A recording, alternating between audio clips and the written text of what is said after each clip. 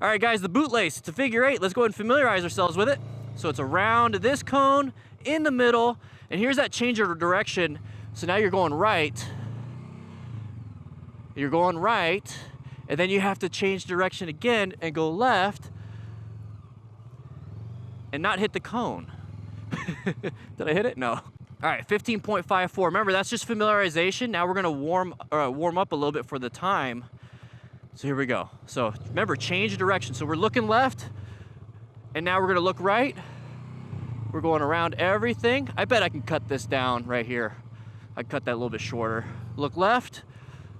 Use your peripheral vision for that last cone. 12.85. Okay, now let's go for time. I'm gonna try to cut everything shorter, really close to the cones now, not go wide. 3, 2, 1.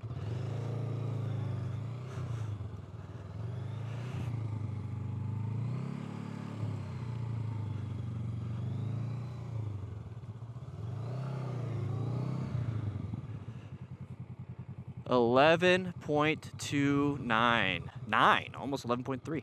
All right, guys, that was a lot of fun. Now we're gonna do the jellyfish. It's a tighter figure 8.